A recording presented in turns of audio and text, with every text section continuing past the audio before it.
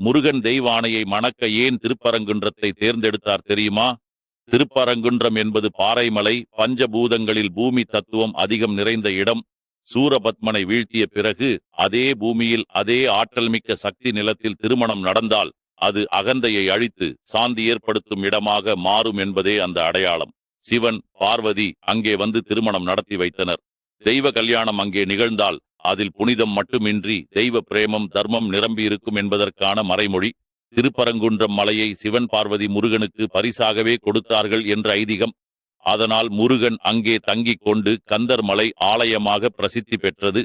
இங்கு சிவன், பார்வதி மகன் முருகனுக்காக இந்த இடத்தை தேர்ந்தெடுத்தது குடும்ப பாசம், தெய்வ கல்யாணம், அகந்தை அழிவு, அமைதி, உறுதி, நிலைத்த திருமண வாழ்வு என்பவற்றின் சின்னமாகவே அமைந்தது. திருமண தடை உள்ளவர்கள் இங்கு முருகனை வழிபட்டால் விரைவில் திருமணம் நடக்கும்.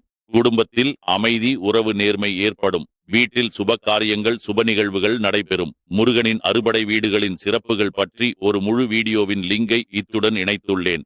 வீடியோவை பார்த்து முருகனின் அருள் பெறவும். நீங்கள் முருக பக்தர் என்றால் ஓம் சரவண பவா என்று கமெண்டில் பதிவு செய்யவும். ஆன்மீக புரிதலில் ஹலோ சந்திரன்.